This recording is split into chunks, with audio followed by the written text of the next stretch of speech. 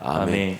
예수를 믿었다는 것은 거듭났다, 즉 다시 태어났다, 그렇게 성경은 말씀합니다. 그러므로 예수 믿고 난 다음에 예수 믿은 자들이 함께 모인 교회 공동체는 전혀 새로운 출발의 시작입니다. 한 번도 살아보지 않은 삶을 사는 그 아기와 같이 우리가 예수 믿고 거듭나게 되는 순간 우리는 한 번도 살아보지 않은, 성경이 이렇게 말합니다. 새 생활의 길로 걷게 하려 하심이라.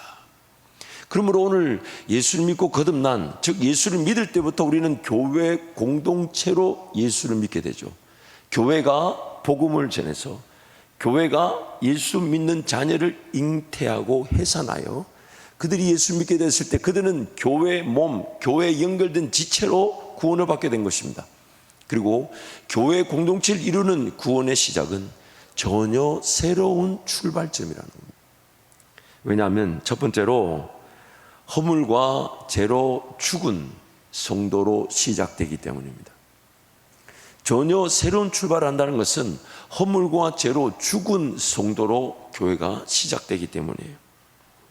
교회는 영어로는 church, 우리가 잘 쓰는 church로 주님께 속한 것이라는 뜻을 담고 있고, 헬라어로는 에클레시아, 에크와 클레시아가 합쳐져서 불러냄을 입은 자들의 모임이라는 뜻입니다. 불러냄을 입었다, 이런 말은 다름 아닌 이렇게 두 가지로 표현합니다. 어둠에서 빛으로 부름을 받았다. 또 이렇게 얘기하죠. 사망에서 생명으로 옮겨졌다. 그래서 교회라는 것은 영어로는 church, 즉 주님께 속했다라는 그런 뜻을 갖고 있고요. 원어인 신약 성경의 원어인 헬라어로는 에클레시아, 즉 불러냄을 입은 자들의 모임이라. 이것만 봐도 우리의 그런 영적 형편을 알 수가 있어요. 우리는 어둠에서 빛으로 부름을 받았지만은 내가 빛이 아니라 빛이신 예수님 때문에 빛 가운데로 들어왔어요. 근데 아무것도 바뀐 게 있어요, 없어요? 여전히 우리는 그 죄와 허물로 죽은, 즉 어둠에 더 길들여져 있는 상태. 심지어 예수님의 표현은 이렇게 얘기하죠. 마귀의 자식이라고 얘기합니다. 그래서 그 불러냄을 받은 자들은 지금 아무것도 뭘 해야 될지, 어떤 길을 걸어가야 될지 아이디어가 하나도 없는 상태입니다. 그래서 우리가 지난주 말씀을 살펴본 대로 누가복음 14장에서 하나님의 잔치, 즉 교회 공동체를 이룬 성도들은 길과 산울타리가에서 강권에 따라 끌려와서 우연히 잔치를 맛보게 된 사람들입니다. 예수님이 초대한 사람들은 그 초대를 다 거절했어요. 그저 예수님이 제자들에게 뭐라고 얘기하십니까? 비유로 말씀하시기를 길가와 산울타리가로 가서 강권적으로 그들 끌고 와서 잔치에 집어넣어라. 근데 그 강권적으로 끌려와서 얼떨떨합니다. 나는 지금 길 가던 길인데 갑자기 뭐 떡 하나 먹고 가라 하고, 뭐 단술 하나 마시고 가라 하고, 좋은 음식이 고기 하나 있다 하고, 그렇게 뭐 그럴까? 이러고 왔는데 알고 보니까 내가 하나님의 자녀라는 거죠. 이게 하나님의 구원의 신비인 겁니다. 그러나 우리 형편으로 보자면 진짜 허물과 죄로 죽은 상태 그대로입니다. 하나님께서, 주인 되신 하나님께서 강권적으로 나를 끌고 오지 않으셨다면 우리는 여전히 허물과 죄로 죽은, 그저 지옥 가는 줄 모르고 지옥 가는 인생이었을 것입니다. 자신들의 실력과 능력으로 구원의 필요성을 인식하거나 구원을 위한 행위를 드러낼 수 없었던 자들이었습니다. 구원이 필요한 줄조차 몰랐습니다. 어떤 행위적 조건으로 구원을 이루거나 구원에 참여할 수 있는 자질이나 자격, 실력, 능력이 전혀 없었습니다. 여전히 허물과 죄로 죽은 상태입니다. 옆에 사람 한번 보세요. 얼마나 죽은 것 같아요? 산 것 같아요? 죽은 것 같아요? 눈을 뜨고 있으나 눈 뜬 게 산 게 살았다는 증거는 아닙니다. 제가 다시 한번 강조해요. 제가 정말 너무너무 안타까운 제가 우리 교회에 와서 이렇게 기억력이 사라지고 아가 늙어버렸는지, 원래 이럴 때가 된 건지 제가 잘 모르겠지만, 집에 가서 이제 새벽에 아무리 눌러도 차가 없어요. 나 분명히 어제 타고 온 것 같은데, 나 걸어 안 왔는데, 알고 보니 지하에서 삑삑거리고 있었어요. 지하에다 주차해놓고 지상에서 아무리 어디 있노 찾으니 나옵니까? 우리 김동희 목사님 개그 코드는 약간 이상해요. 그러니까 여러분, 눈을 뜨고 있고 정신도 말짱한데 깨어있지를 못한 거죠. 깨어있지를 못한, 그게 우리 오늘 영적 상태입니다. 그래서 우리는 허물과대로 죽었다 했을 때 눈을 뜨고 있고 보는 것 같고 듣는 것 같고 말하는 것 같지만 영적으로 볼 때는 아예 가치가 없어요.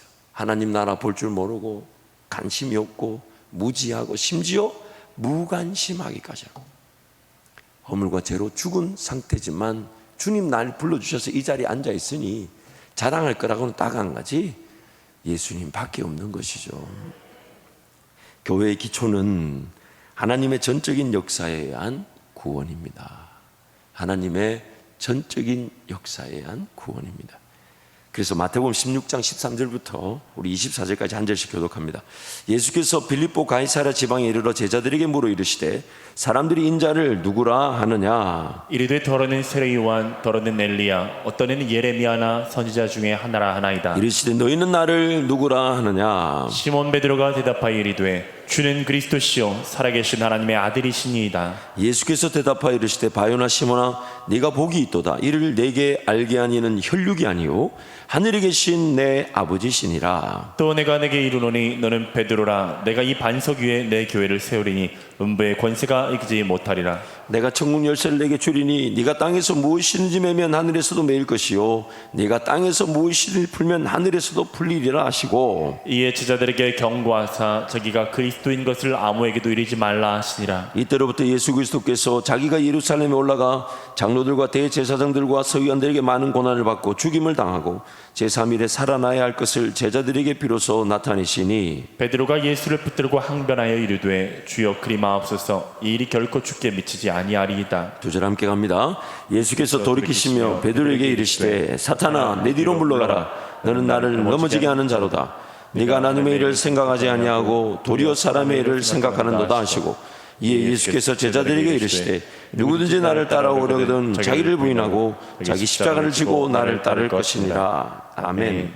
그래서 교회의 이 기초는 사람이 아닌 하나님의 전적인 역사로 고백하게 된 신앙 고백입니다. 예수님께서 지금 베드로에게 사람들은 나를 누구라 하느냐, 그러니까 더러는 세례 요한, 더러는 엘리야라 하니까 그럼 너희는 나를 누구로 보느냐. 이 베드로가 대답하죠. 주는 그리스도시요 살아계신 하나님의 아들입니다. 그래서 예수님이 잘했다 시몬아. 그런데 네가 한 그 고백은 네 힘, 인간적인 힘, 혈육에 의한 것이 아니라 내 하나님 아버지께서 너로 하여금 알게 하신 것이다.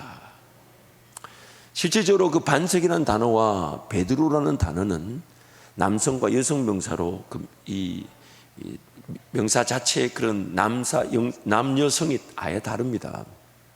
그러나 이것을 천주교에서는 베드로라는 그 사람 위에, 그래서 예수님 베드로라는 반석이랄 때 그 반석과 베드로는 남성 명사고 반석은 여성 명사인데 그 서로 다른 그 명사 위에 서로 연결점을 갖춰 넣어서 베드로는 사람 위에 교회가 세워진다이고 그것을 교황 제도라고 합니다. 그리고 그 베드로가 제1대 교황인 셈인데, 물론 베드로가 자기가 교황이라고 말한 적은 없어요.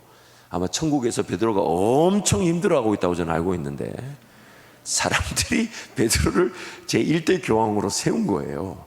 베드로는 자기가 교황이 된 적도 없고 인정한 적도 없어요. 종종 번개가 떨어지는 게 베드로 번개라는 얘기가 있어요. 좀 웃어주시면 좋겠어요. 좀 시시하고 뭐 초등학생 같아도 자녀들도 있고 한데, 그러고 보니까 왜 너희들은 안 웃니?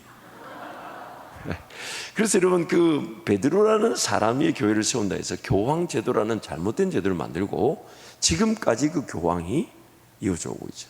그래서 천국 열쇠가 사람인 교황에게 주어져 있습니다. 그래서 교회의 권징, 즉 치리와 징계는 이 교황이 하게 되는 거죠. 심지어 말씀을 더했다가 뺐다가 교황이 성경의 권위 위에 있습니다. 왜냐하면 천국 열쇠가 사람에게 주어져 있으니까. 그러나 오늘 본문 말씀 보면 예수님 분명히 얘기하시죠. 네가 만약에 하나님이 하게 하신 그 신앙 고백, 주는 그리스도시요 살아계신 하나님의 아들입니다라는 그 고백이 없다면 베드로 그런 그 존재 자체의 가치가 있을까요, 없을까요? 없어요. 그러면 베드로의 존재 가치는 자기 실력으로 한 고백이 아닌 하나님이 자기에게 하게 하신 그 고백이 존재의 가치가 있고 그 가치 위에 교회가 세워지는 거지 사람이라는 존재 위에 세워지는 것이 아니라는 겁니다. 그래서 지금도 로만 캐톨릭은요, 성도들이 무지합니다. 죄송합니다. 왜 무지하냐?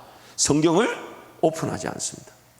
최근 이제 몇백 년 사이에 성경이 이제 많이 인쇄술이 개발되고 발달하면서 각 나라 말로 언어돼요. 이제 그 보급되었지만 아직도 성경을 알려고 하지 않고 천주교는 미사 중심이죠. 그걸 다른 말로 예배를 하는데 예전식, 예식, 의식 중심의 예배. 단지 듣고, 단지 참여하고, 단지 따라 고백하고, 단지 좀 그것 자체가 신앙의 거의 전부로 여겨집니다. 그러다 보니까 여러분 성숙이 있을 수 있겠습니까? 물론 예배 그 참여하는 것 자체가 그것이 잘못된 건 아닙니다. 분명히 그 예전 의식도 그 거룩을 지향하며 또한 하나님의 공동체로서 마땅히 우리가 성찬을 하듯 성례를 하듯 세례를 하듯 그 의미가 있고 그 분명한 영적인 능력이 있습니다. 그러나 만약 그 성도가 만인 제사장으로서 하나님의 말씀, 그 말씀을 직접 읽고, 왜? 성경이 분명히 말하잖아요. 요한일서 말씀에 아무도 너희를 가르칠 필요가 없다. 왜? 너희 안에 주의 기름 부으심 받은 성령께서 거하고 계시기 때문에 성령이 친히 우리를 가르쳐 주신다는데 그 말씀을 대함이 없이 그 무지몽매하게 만들어버리는, 여러분 초대 그 기독교, 특히 로만 카톨릭의 역사를 보십시오. 위구노 혁명이라 그래서 성경을 번역했던 자들을 다 태워 죽였습니다. 성경 그 자체를 함부로 대했다는 거예요. 네가 뭔데 성경을 번역하냐고, 네가 어떤 능력이 있냐고. 그것이 교황 제도라는 잘못된 제도에 완전히 얽매이다 보니까 그때 성경을 번역한 사람 다 죽였어요. 근데 지금은요, 지금은 왜 안 죽이는데? 그만큼 연약한 그 인간 위에 교회가 세워질 수 없는 것을 그 자명하고 있는 셈이죠. 오늘 우리 교회는 나의 능력이나 내 인간적인 토대 위에 세워지는 것이 아니라 내가 할 수 없는, 그러나 하나님만이 전적으로 역사하실 수 있는 우리의 신앙 고백 위에 교회가 세워지는 것입니다. 베드로의 인간적 실력과 능력에 의존을 피할 수 없는 사람 위에 교회가 세워진 것이 아닙니다. 베드로가 할 수 없었던, 그러나 하나님께서 할 수 있도록 하셨던 신앙 고백 위에 음보의 권세가 이기지 못하는 교회가 세워지는 것입니다. 하나님의 전적인 역사로 고백하였던 베드로는 연이어서 예수님의 십자가와 고난과 죽음과 부활을 전혀 이해하지 못한 채 항변하며 가로막아서다가 기어이 사탄이라는 소리까지 듣는 연약한 사람입니다. 반석 위에 세워지는 교회는 연약한 사람 위가 아닌, 연약한 사람이 결코 할 수 없는, 그러나 하나님만이 할 수 있도록 하는 신앙 고백 위에 세워지는 것입니다. 신앙 고백 위에 세워지는 것입니다.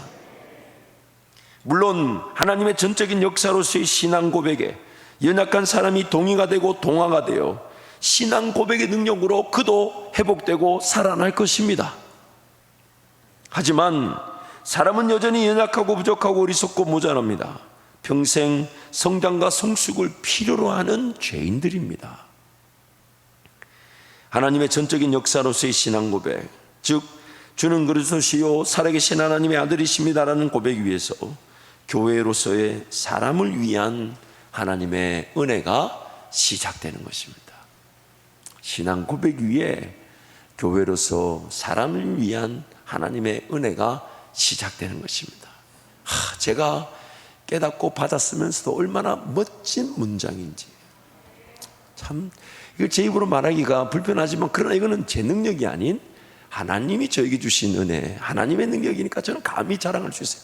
제가 받아치면서도 너무 훌륭하고, 아니 목사가 그 정도 뭐 자화자찬 좀 자뻑해야 이거 교회를 섬기지, 아니면 맨정신으로 어려워요. 여러분 옆에 분 보세요. 섬기기가 쉬울 것 같아요? 불가능할 것 같아요? 하나님의 은혜가 필요합니다. 오늘 또 당회하는데 내내 제 고백은 하나님만이 하셔야 합니다. 하나님이 하셔야 합니다. 사랑하는 장로님을 하나님이 만져주셔야 하며 하나님이 지혜를 주셔야 되며, 물론 우리 당에는 뭐 그렇게 혼선이 있거나 혼란이 있지 않고 또 그런 뭐 말에 뭐 높은 소리가 나지 않습니다만은, 그러나 정말 하나님만이 하실 수 있는 그 은혜의 시작, 그게 바로 교회입니다. 그래서 박영선 목사님의 교회로 모이다라는 짧은 책이 하나 있는데, 거기 보면 교회에는 하나님 나라를 향해 나아가는 자들이 부름받아 모여 있습니다. 온전한 자들이 아니라 온전함을 향하여 가는 자들이 모여 있습니다. 온전한 자들이 아니라 온전함을 향하여 가는 자들이 모여 있습니다. 그래서 여러분, 우리 옆에 지체들 누구도 판단해서는 안 됩니다. 잘한다 못한다 말해서 안 돼요. 잘하는 것은 칭찬해주고 못하는 것은 격려해주고. 왜요? 온전한 사람이 아무도 없어요. 왜냐하면 우리 서로 연결되지 않으면, 결합되지 않으면 온전한 사람은 아무도 없습니다. 옆에 사람도 내가 필요하고 나도 옆에 사람이 필요한 거예요. 옆에 사람도 내가 필요하고. 이렇게 말하니까 누가 그러더라고. 오늘 자리를 잘못 앉아가지고 하필이면 저 사람이 왜 내 옆에 앉은. 물론 다른 교회 얘기인데 이게 웃으면 안 되는 거예요. 다시 한번 옆에 분 축복할까요? 저에게는 당신이 꼭 필요합니다. 한 번 더 꼭 얘기하세요. 당신이 꼭 필요합니다. 이것이 바로 교회이기 때문이죠. 그래서 두 번째로, 오늘 우리가 교회에 대한 올바른 이해는 구원의 상태로서 신분과 수준에 대한 이해입니다. 구원을 받은 자들의 정말 올바른 이해는 구원받은 저와 여러분, 나의 구원받았을 때의 신분과 수준에 대한 이해입니다. 빌립보서 2장 12절 13절인데요 우리 함께 선포하겠습니다. 빌립보서 2장 12절 13절. 방송실이 워낙 많은 원고를 받다 보니까 이게 그건지 그게 이건지 그럴 때가 있을 것 같아요. 우리 성경을 한번 찾아봅시다. 빌립보서 2장 12절 13절 말씀.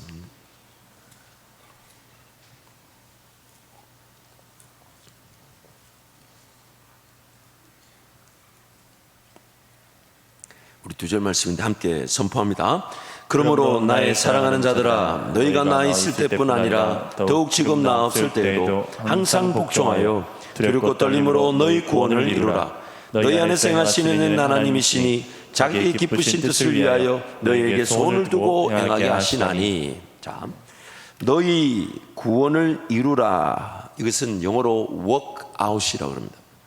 즉 너희 구원을 삶으로 살아내라 라는 뜻입니다. 구원을 이루라는 뜻은 구원이 아직 나에게 완성되지 않았다는 것이 아니라, 구원은 예수님이 완성하셨는데 그것이 나에게 적용됐을 때 오늘 구원은 내 삶으로 살아낼 그 열매가 맺힐 기회가 되죠. 그래서 너희 구원을 이루라 라는 말은 너희의 구원을 삶으로 살아내라 라는 뜻입니다. 왜냐하면 우리가 구원의 삶을 살아내기 위해서 하나님께서 우리 안에서 행하시기 때문입니다.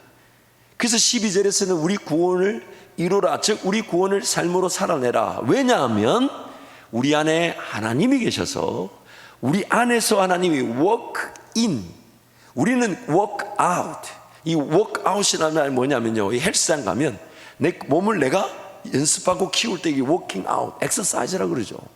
근데 work in은 내 힘이 아닌 내 안에서 뭔가 역사하는 힘을 말하는데, 하나님이 내 안에서 역사하고 계시기 때문에 우리의 삶이 구원을 삶으로 살아내는 열매를 맺게 된다는 것입니다. 그래서 너희 구원을 이루라. 왜? 하나님이 너희 구원을 삶으로 살아낼 수 있도록 우리 안에서 행하고 계시기 때문입니다 라고 성경이 말하고 있는 거예요. 구원은 하나님의 전적인 역사, 즉 예수 그리스도의 홀로 행하신 일로 인해 확정된 것입니다. 구원은 이미 확정되었고 자기 백성들에게 주어진 상태입니다. 구원은 이미 확정되었습니다. 그래서 성경이 로마서 5장 말씀에 이렇게 얘기해요. 로마서 5장 6절 11절 말씀 함께 선포합니다. 우리가 아직 연약할 때에 기약대로 그리스도께서 경건하지 않은 자를 위하여 죽으셨도다. 의인을 위하여 죽는 자가 쉽지 않고 선인을 위하여 용감히 죽는 자가 혹 있거니와 우리가 아직 죄인 되었을 때에 그리스도께서 우리를 위하여 죽으심으로 하나님께서 우리에 대한 자기의 사랑을 확증하셨느니라.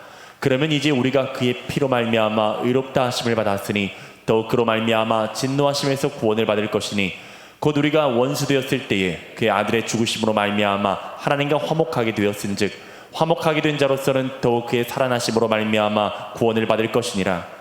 그뿐 아니라 이제 우리로 화목하게 하신 우리 주 예수 그리스도로 말미암아 하나님 안에서 또한 즐거워하느니라. 그래서 구원을 얻은 당사자가 아직 느껴지지도 이해되지도 심지어 믿어지지도 않아도 하나님께서 자기 백성이라는 이유로 이미 구원하셨습니다.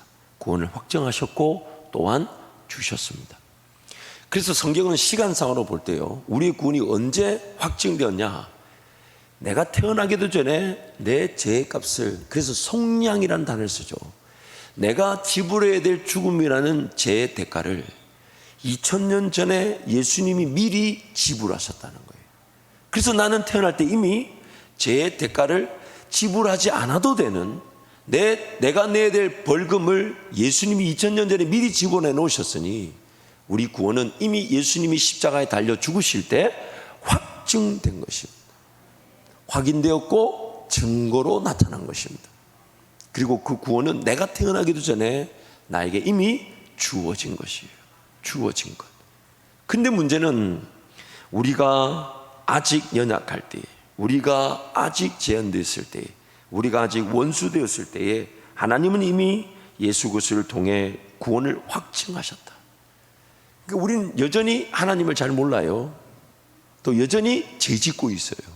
심지어 원수, 하나님과 완전히 거역하고 배반하고 불순종하는, 그러나 그런 존재임에도, 그래서 마치 지금 교회 바깥에도 하나님이 구원하신 하나님의 자녀들이 있다는 겁니다. 단지 그들이 언제 이 예배당 안으로 들어올지를 모를 뿐이죠. 그래서 그들을 우리가 복음을 전하면서 하나님 그들을 우리의 복음 전하는 전도를 통해 교회로 들어오게 하신다는 것이죠.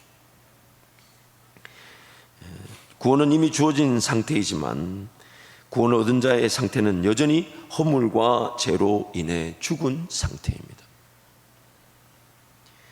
구원 얻은 자의 수준은 매우 낮은 상태입니다. 갓 태어난 아기처럼 아무것도 모르지만 모든 것이 필요한 수준입니다. 그러므로 오늘 우리는 예수님이 십자가에 달려 죽으시고 부활하시고 승천하시고 하나님 보좌에 앉으시는 그 순간 우리도 구원을 받았고 하나님의 자녀로 신분이 바뀐 겁니다. 내가 태어나기도 전에 예수님이 십자가에 달려 우리의 죄를, 그 죽음의 대가를 다 지불하는 순간 2000여 년 뒤에 태어날 내 죄가 그때 이미 다 해결이 된 거예요. 지불이 끝난 거예요. 그래서 예수님이 지불 다 하셨는데 우리의 상태는요, 우리의 신분은 예수님이 죽어주신 그날 태어나기도 전에 나는 하나님의 자녀로 완전히 회복되었는데, 그런데 우리의 내면의 상태 수준은 갓 태어난 아기처럼 모든 것이 필요하지만 아무것도 모르는 수준이라는 겁니다. 구원은 하나님의 자녀로서의 신분이 회복된 상태로 시작하지만 자녀의 수준은 이제 하나님의 자녀로서의 권세를 맛보고 누리는 것으로서의 성장이 필요합니다. 성장이 필요합니다. 자라야 합니다. 자라야 합니다. 자라야 합니다. 자라야 합니다. 자라야 합니다. 그래서 그 성장이 필요한 상태를 성경은 한 4가지로 이렇게 표현하죠. 요한복음 10장 10절 말씀인데요, 우리 함께 선포하겠습니다. 도둑이 오는 것은 도둑질하고 죽이고 멸망시키려는 것뿐이요 내가 온 것은 양으로 생명을 얻게 하고 더 풍성히 얻게 하려는 것이라. 그러므로 생명을 얻게 하고 더 풍성한 뭘 얻게 한다고요? 생명을 얻게 하는 것. 이미 예수님 때문에 생명을 얻었지만 나는 허물과 죄로 인하여 죽은 상태니까 예수 믿고 난 다음에, 하나님의 자녀가 난 다음에 성장과 성숙의 관점에서 생명이 필요하다는 것입니다. 로마서 1장 17절 이렇게 얘기하죠. 함께 선포합니다. 복음에는 하나님의 의가 나타나서 믿음으로 믿음에 이르게 하나니 기록된 바 오직 의인은 믿음으로 말미암아 살리라 함과 같으니라. 예수 그리스도로 말미암아 주어진 믿음은 이제 나에게 선물로 주어진 믿음이 더 성장해. 그래서 믿음에서 어떻게 한다고요? 믿음으로 이르는 것입니다. 나아가는 것입니다. 믿음에서 믿음에 이르게 하는 것입니다. 요한복음 1장 16절 말씀 함께 선포합니다. 우리가 다 그의 충만한 데서 받으니 은혜 위에 은혜로라. 그래서 구약의 모세에게 주셨던 은혜와 신약의 예수 그리스도를 주신 은혜가 요한복음 1장에서 비교되고 있죠. 또한 우리는 예수 그리스도를 주신 은혜 위에 성령의 은혜가 또 누려지게 됩니다. 그래서 은혜 위에 뭐라고요? 은혜를 받는 것. 고린도후서 3장 18절 말씀 함께 선포합니다. 우리가 다 수건을 벗은 얼굴로 거울을 보는 것 같이 주의 영광을 보매 그와 같은 형상으로 변화하여 영광에서 영광에 이르니 곧 주의 영으로 말미암음이니라. 강권되어져 잔치에 초대되어졌어요. 예수 그리스도의 영광에 들어왔지만 뭐가 뭔지 아무것도 몰라요. 근데 나중에 그 영광의 그늘 아래에서 내가 자발적으로 자진해서 그 영광을 사모하고 영광을 보고자 하며 영광 아래 거하고자 하는 사람, 영광에서 영광에 이르는 것입니다. 하나님의 자녀로서의 권세를 누린다는 것은 수준에 합당한 은혜, 감당할 길로만 인도하시는 하나님의 은혜의 인도하심을 뜻합니다. 감당할 길로 인도하신다는 말은 내 수준을 고려해 주신다는 거예요. 그러니 사람이 감당할 시험 밖에는 당한 것이 없나니, 어떤 일을 당하든지 간에 하나님께 구하면 하나님 반드시 내 수준에 합당한 피할 길을 주시든지 아니면 이길 길을 주시든지 능히 감당케 하시느니라. 그렇게 성경이 말하는 거죠. 하나님의 자녀로서 자라고 성장할 수 있도록 창조되었고 재창조, 즉 구원받은 것입니다. 그래서 베드로후서 3장 18절 우리 함께 선포합니다. 오직 우리 주 곧 구주 예수 그리스도의 은혜와 그를 아는 지식에서 자라가라. 영광이 이제와 영원한 날까지 그에게 있을지어다. 그러므로 우리 성장을 위해서는 배우라는 것입니다. 배우고 확신한 일에 거하라. 그리스도를 아는 지식에서 자라가라. 성경책 덮어놓고 신앙생활하지 마라. 예배당 올 때만 들고 오지 마라. 화면에 보여준다고 별 생각하지도 않는, 뭐라고 해야 되냐, 말이 잘 안 돼. 의미 전달은 충분히 됐을까라고 생각합니다. 예수 그리스도를 아는 지식에서 자라가라. 그래서 성장은 하나님을 아는 지식으로 가능합니다. 하나님을 알아가기 위해 구원을 받은 것입니다. 그리고 성장하게 됩니다. 성장하게 됩니다.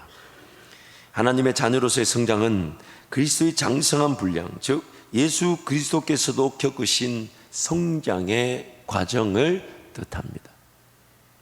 예수님도 우리처럼 그 성장의 과정을 겪지 않고 어른으로 태어나신 게 아니에요. 우리처럼, 그래서 히브리서 말씀 뭐랍니까? 그도 우리의 연약함을 다 체휼하셨다, 경험하셨다.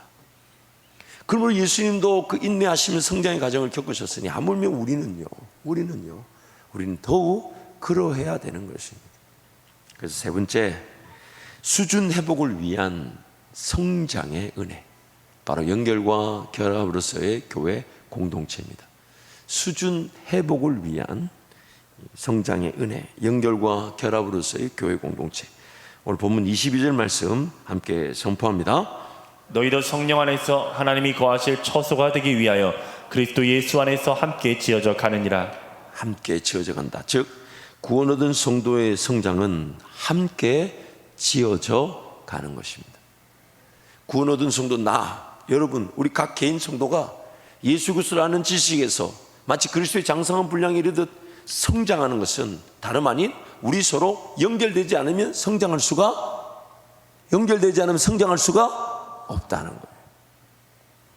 구원 얻은 성도가 그리스도의 장성한 분량까지 자라기 위해서는 함께 연결되고 결합되어져 있어야 합니다. 내가 예수님을 더 만나고 싶다면요, 내가 예수님을 더 경험하고 싶다면요, 내가 예수님의 음성을 분명하게 듣고 싶다면요, 내가 예수님의 장성한 분량에 이르듯 성장하고 싶다면요, 다름 아닌 함께 연결되어져 있어야 합니다. 함께 결합되어져 있어야 합니다. 마치 가지가 나무에 떨어져 나가 있으면 살아도 산 게 아니듯이 나무에 연결되어져 있어야 성장하게 되는 것입니다. 그래서 에베소서 4장 13절 16절인데요. 우리 함께 선포합니다. 우리가 다 하나님의 아들을 믿는 것과 아는 일에 하나가 되어 온전한 사람을 이루어 그리스도의 장성한 분량에 충만한 데까지 이르리니 이는 우리가 이제부터 어린아이가 되지 아니하여 사람의 속임수와 간사한 유혹에 빠져 온갖 교훈의 풍조에 밀려 요동하지 않게 하려 함이라. 오직 사랑 안에서 참된 것을 하여 범사에 그에게까지 자랄지라. 그는 머리니 곧 그리스도라. 그에게서 온 몸이 각 마디를 통하여 도움을 받음으로 연결되고 결합되어 각 지체의 분량대로 역사하여 그 몸을 자라게 하며 사랑 안에서 스스로 세우느니라. 모든 성도가 구원을 이루기 위해서, 즉 구원을 삶으로 살아내기 위해서는 하나님의 아들을 믿는 것과 아는 일에 하나가 되는 것, 연결과 결합을 통해 공동체를 세워야 합니다. 그래서 연결과 결합을 통해 우리가 그 하나가 되면요, 온전한 사람을, 즉 그리스도의 몸을 이루게 된다는 것이죠. 함께 지어져 가는 것입니다.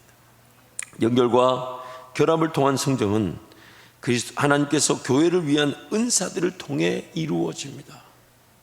그래서 에베소서 4장에 이렇게 말씀하는 11절 12절 함께 선포합니다.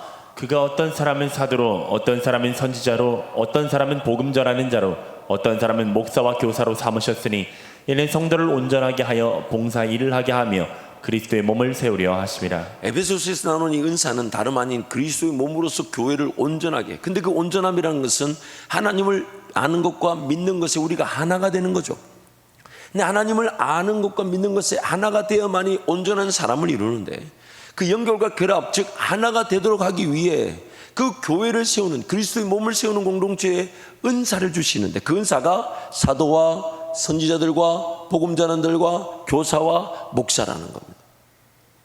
그래서 지금 이 에베소서에서 나오는 은사는 어떤 다양한 그런 자기의 장점이나 혹은 세상 가운데서 자기 역할을 위한 그 은사적 측면, 로마서나 고린도전서에서 제시되는 은사와는 다르게 순수하게 교회 몸, 온전한 하나가 되어 한 몸을 이루고 온전한 몸, 그리스도의 몸을 이루기 위해서는 이런 은사들이 필요하다는 교회를 위한 은사의 관점에서 사도와 선지자들과 복음 전한 자들과 교사와 목사, 즉 가르침의 은사를 강조하고 있는 것입니다. 함께 연결되고 결합되어 성령의 은사로 인한 복음의 가르침을 통해 하나님을 알아가고 믿게 되고 어린아이의 수준에서부터 성장하게 되는 것입니다. 그래서 가르침을 받는 자는 가르치는 자와 모든 좋은 것을 함께하는 연결과 결합이 필요한 것입니다. 갈라디아서 6장 6절 말씀 함께 선포합니다. 가르침을 받는 자는 말씀을 가르치는 자와 모든 좋은 것을 함께하라. 왜 이렇게 얘기하냐? 지금 갈라디아서 6장 6절에서는요, 이것이 어떻게 이어지게 되냐면요, 가르침을 받는 자는 가르치는 자와 모든 좋은 것을 함께 하라면서 바로 7절에서 사람이 무엇으로 심든지 그대로 거두게 되는데, 육체를 위하여 심게 되면 썩어질 것을 거두게 되나 성령을 위하여 심게 되면 성령의 열매를 맺게 된다. 그러므로 때가 되면 반드시 거둘 테니 인내하고 낙심하지 말라. 그러면서 만약 할 수 있거든 믿음의 가정들을 더 섬기고 사랑해라. 그렇게 본문이 진행되고 있어요. 그래서 그 가르침의 기회, 그래서 에베소서에 보면 그 에베소서 교회를, 그래서 저와 여러분이 온전해지고 저와 여러분이 하나가 돼요. 하나님을 알아가고 하나님을 믿을 수 있는, 그래야 여러분도 건강하고 나도 건강하고 우리 교회가 건강하게 되는 그 일을 위해 사도와 선지자들과 복음 전한 자들과 교사와 목사를 하나님이 은사자들로 세우셨다는 거예요. 그러면서 그 에베소서 뒤에 말씀 가면 어떤 말씀이 나옵니까? 오늘 우리의 교회는 사도와 선지자들의 터 위에 세워져 있다. 쉽게 말하면 성경이 이렇게 정경화된 것이죠. 이렇게 한 권으로 묶어진 것은 예수 그리스도의 말씀을 직접적으로 들었던 그런 선지자들, 사도들, 구약에서부터 전해져 내려왔던 선지자들의 글과 또한 예수 시대 때 예수의 음성을 직접 들었던 사도들의 글과 사도들의 증언으로 이 더할 수도 없고 뺄 수도 없는 완벽한 성경이 주어지게 되었고, 이 성경을 통하여 교회가 든든히 세워져 가게 되는 것이죠. 그래서 그 사도와 선지자의 은사가 이미 주어졌었고 지금 시대는요, 복음 전하는 자와 교사와 목사를 세우셔서 그 가르침을 통하여 그런 어린 다음 세대든 혹은 어른이든 간에 더 잘 연결될 수 있도록, 더 잘 결합될 수 있도록, 더 잘 하나가 될 수 있도록. 근데 그 연결과 결합과 하나가 무엇으로 되냐? 가르침으로 가능하다는 거예요. 가르침으로. 그래서 이제 우리가 이제 다음 주부터 구체적으로 살펴보게 될 게 뭐냐면, 오직 사랑 안에서 진리를 말하는 거예요. 오직 사랑 안에서 진리를 말한다. 목적은 진리를 말하는 것이지만 전제되어야 되는 것은 사랑이죠. 그러므로 우리가 항상 먼저 복음을 제시할 때, 또 누군가를 섬기는 할 때는 무조건 사랑해 줘야 합니다. 그 사랑이 그 사람과의 관계를 만들어내면요, 반드시 그 사람이 내가 무엇을 전하든지 비록 모자라고 부족하고 심지어 틀릴 때가 있어도 그 진리의 말씀을 듣고 가르침을 받아 성장하게 되는데, 잊지 마세요. 진리의 말씀이 아니면 사람은 결코 성장할 수가 없습니다. 사랑하는 것 중요합니다. 그 사람을 지켜줍니다. 그 사람을 보호합니다. 이유가 있습니다. 진리의 말씀이 들려지게 하도록 사랑하는 것입니다. 그래서 오직 사랑 안에서 진리의 말씀을 말하라. 여러분, 목장 모임이든 뭔 모임이든 사랑이 필요합니다. 교제가 필요합니다. 그러나 그 목원들, 그 성도들이 살아나는 것은 진리의 말씀인 거예요. 그런데 사랑도 없고 밋밋하고 교제도 안 되는데 막 맨날 목자가 가면 성경 몇 장 몇 절 그러면서 막, 또 예전에 제가 들은 얘기예요. 이 자리에 앉아 계시니까 안 해야 되겠네. 물론 분명히 기준이 있으니까 그 기준대로 최선을 다하지만 어떨 땐 좀 융통성을 가지고 사랑을 해야 될 때가 있습니다. 그러나 그 사랑의 목적이 뭐냐는 거예요. 여러분, 내 인간적인 것으로 아무리 사랑해 본들 성령께서 가르쳐 주시는 진리의 말씀이 아니면 그 사람은 살아날 수가 없습니다. 물론 그 사랑 안에 진리의 말씀이 어느 정도 포함되어 있을 수는 있겠죠. 그러나 영혼을 살리는 것은 하나님의 말씀입니다. 그래서 예수님이 이렇게 얘기하시죠. 듣는 자는 살아나리라. 듣는 자는 살아. 그래서 그 가르침의 은사를 통해 우리 서로 연결되게 하시는 거예요. 결합되게 하시는 거예요. 함께 지어져 가게 하시는 거예요. 하나가 되게 하시는 거예요. 그리고 하나님을 더 알아가고 하나님을 믿게 될 때 나도 너도 온전한, 그리고 우리 모두가 온전한 그리스도의 몸을 이루게 된다는 것이. 그러므로 모든 성도가 배우고자 해야 되며 가르치고자 해야 합니다. 모든 성도가 배우고자 해야 하며 가르쳐야 합니다. 그래야 마치 영양분을 공급받은 세포가 영양분을 흘러보내야 이 자기 자신이 건강하듯이 몸의 모든 기관이나 세포가 마찬가지잖아요. 영양분을 공급받으면 영양분을 그대로 흘러보내야 됩니다. 만약 공급받기만 하고 흘러보내지 않으면 암이라 그럽니다. 교회 우리 지금 공동체 안에 지금은 이런저런 이유로 은혜를 수여받고 영양분을 공급받고 정말 예배의 감격, 그런 기쁨이 회복되고 살아나갔던 과도기, 기다림, 인내 시간은 필요합니다. 그러나 지금 우리 교회 누구든지 간에 그렇게 은혜를 공급받고 영양분을 공급받을 때는 항상 모든 성도가 지향해야 될 것이, 하나님, 저도 연결되어져서 함께 사랑하고 함께 섬기며 함께 수고하고 함께 헌신하고 땀 흘리는 것이 즐거운 사람이 되게 해 주십시오. 왜냐하면 그것이 너도 나도 같이 건강할 수 있는 거예요. 만약 그런 게 없이 기생하기만 하면 안 돼요. 우리 모두가 건강하자는 겁니다. 우리 모두가. 그래서 지금 어느 기간, 일정 기간 동안 막 그 예배 시간에 감격이 끄들랑 마음껏 즐거워하시고 마음껏 영양분을 공급받고, 그래서 우린 누구든지 다 기다려 주겠습니다. 인내하겠습니다. 그러나 성도 개개인 한 사람 한 사람의 항상 목적은, 하나님, 저도 영양분을 공급받은 대로 잘 흘러보내게 해주세요. 잘 흘러보내게 해주세요. 저도 잘 배우게 하시고 떠듬이지만 가르치게 해주십시오. 여러분, 가르쳐 보면요 항상 하나님의 도우심을 느낄 수 있어요. 제가 사역자로서 어떤 자신감이 떨어졌을 때 하나님 저에게 자신감을 이렇게 회복시켜 주신 계기가 있는데, 그게 뭐냐면 하나님이 제가 가르치려는 제 상태, 제 수준을 모르시지 않는다는 거예요. 그리고 나의 수준 없는 이 상태를 하나님 아시고 가르침 필요한 자를 딱 내 수준에 맞는 사람을 붙여주신다는 거예요. 여러분이 아무리 많이 앉아 있어도 저는 자신이 있습니다. 제 능력이 자신 있는 게 아니라, 제 부족함, 연약함이 없다는 게 아니라 하나님이 도와주시는 것이죠. 항상 그 부분을 신뢰하세요. 나는 목자 못해요. 벌벌벌 떨고 나는 성경만 펴도 막 경기가 나요. 난 성경만 펴도 막 까만 건 그리고 하얀 건 종이인 것 같고, 나는 성경만 봐도 부담이 돼요. 여러분, 저도 그렇습니다. 저도 그래요. 매주 어떤 말씀을 전해야 될까요, 주님?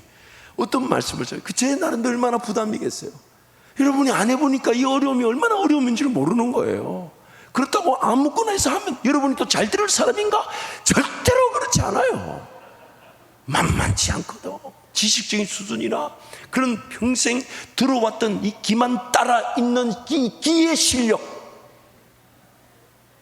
정말 하나님 은혜가 아니면 안 됩니다. 그러나 기대할 것은 내 실력 없고 내 부족 없음을 하나님 모르시지 않아요. 나도 영양분을 공급받았으니 그래서 흘려보낸다면 떠듬떠듬한 그 말 한마디도 충분한 가르침이 되도록 만남이 있게 하시고 연결이 있게 하시고 하나님의 은혜를 누리게 하는 것입니다. 그래서 여러분, 우리 먼저 사랑해야 합니다. 사랑이 없는데 진리의 말씀 펴놓고 내가 은사도 있다, 너 들어라, 내가 가르칠게, 이게 안 돼. 우리 교회에서는 아직 그런 분 만나지 못했지만 제가 이민 교회 생길 때 참 그런 분들이 많았어요.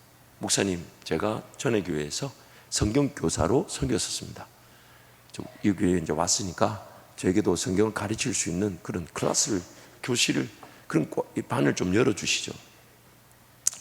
그 제가 뭐라 하겠어요? 뭐라 할게요? 감사합니다. 내일부터 당장 가르쳐 주십시오. 이렇게 해야 됩니까? 누군 줄 알고. 누군데? 모르잖아요. 이단이면 어떻게 해요? 그래서 인내하시면서 공동체를 이루어 주십시오. 사랑의 공동체를 이루어 주십시오. 목장에서 함께 인내하며 교제해 주십시오. 섬겨 주십시오. 거기서 인정받게 되면 반드시 세워지게 되니까, 전제되어야 되는 것은 아무리 진리의 말씀을 잘 가르친다 해도 사랑의 관계가 우선인 것입니다. 사랑의 관계가 우선인 것입니다. 물론 어떤 분들이 막 저한테 와서 뭐 밥을 사주고 선물했을 때는 급행으로 교사로 세워지는 경우가 있습니다. 그게 굉장한 사랑의 표현이지 않아요? 이렇게 말하면서 아니다라는 느낌이 많이 듭니다만은, 여러분, 사랑이 우선이라는 거예요. 그래서 사랑 안에서 진리를 말할 때 우리 관계는 끊어질래야 끊어질 수가 없고, 반드시 진리 가운데서 우리 모두가 하나님을 알아가게 되고 믿어가면서 함께 성장하여 온전한 그리스도의 몸을 이루게 되는 것입니다. 그래서 그리스도의 몸을 이루는 모든 성도는 가르침, 즉 제자화의 과정을 통하여 전혀 새로운 출발을 하게 된 것입니다. 예수 믿고 교회 구성원으로 거듭나는 순간 모든 성도는 가르침을 받고 가르치는, 그래서 예수님이 대사명, 마태복음 28장 18절 20절에 뭐라고 얘기하십니까? 너희는 모든 족속으로 뭘 삼으라고요? 제자를 삼으라. 아버지와 아들과 성령의 이름으로 세례를 주라. 그 제자화가 바로 복음 전파, 교회를 세우는 예수님의 대사명인 것입니다. 그래서 우리 성도들이 사모해야 됩니다. 내가 더 영적으로 무장되고 영적으로 성숙하며 또한 예수님을 더 알아가고 예수님을 더 경험하고 예수님 성을 더 듣고자 한다면 영양분을 공급받는 것 못지않게 흘러보내야 합니다. 또한 그 흘러보낸다는 것은 단순히 내 가르칠게 너 앉아라 이것이 아니라 사랑해주고 섬겨주고 품어주고 인내해주고 용납해주고 안아주고 기다려줄 때 그 사람이 나의 부족한 가르침도 다 용납해주죠. 왜요? 뭐 때문에요? 사랑 때문에. 그래서 완벽한 교사는 없는데 불완전하고 연약한 사람이 그 제자와의 과정을 통해 함께 지어져 가는 것입니다. 교회가 신비롭고 아름답지 않습니까? 누가 잘난 사람 못난 사람만이 쓰임 받는 것이 아니라 연약하고 부족해도 함께 지어져 갈 수 있습니다. 그래서 에베소서 2장 15절 우리 메시지 성경인데요, 우리 함께 선포하겠습니다. 그분은 도움보다는 방해가 되었던 깨알 같은 글자와 각주로 꽉 찬 율법 조문을 폐지하셨습니다. 그런 다음에 전혀 새로운 출발을 하셨습니다. 그분은 오랜 세월 동안 증오와 의심에 사로잡혀 둘로 갈라져 있던 사람들을 그대로 두지 않으시고 새로운 인류를 지으셔서 누구나 새 출발을 하게 하셨습니다. 아멘. 교회는 전혀 새로운 출발입니다. 누구도 안다라고 말할 수 없으며 누구도 누구를 평가하거나 판단할 수 없습니다. 무조건 사랑해야 합니다. 비단 마음에 들지 않고 가룟 유다처럼 느껴져도 잊지 마세요. 내가 가룟 유다일 수 있습니다. 예수님이 자기 제자 중에 한 사람, 끝내는 자기 길로 제 길로 가고 말 사람임에도 끝까지 품으셨어요. 따지지 않으셨어요. 그래서 저 사람 가룟 유다 같아라고 말하는 순간 그 말하는 사람이 가룟 유다일 확률이 높습니다.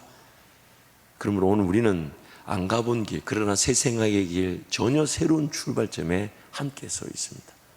그리고 이제 예수 그리스도를 알아가며 하나님을 믿으며 함께 성장하는데 그 방법은 서로 사랑하고 은사자들을 통해 가르쳐지고 배워지고 그것이 서로 하나가 되어 온전한 그리스도의 몸을 이룰 때 함께 지어져 가는 것입니다. 그래서 여러분 배우기를 사모하십시오. 배우기를 사모하십시오.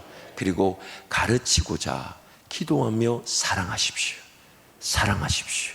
사랑하십시오. 그 사랑으로 누군가를 가르치고 섬길 때 그 영혼이 살아나는 걸 보면 이 땅에 내가 남겨진 삶의 목적을 발견하듯 함께 기뻐하게 되는 것입니다. 그래서 우리 함께 힘차게 박수고 찬양하겠습니다.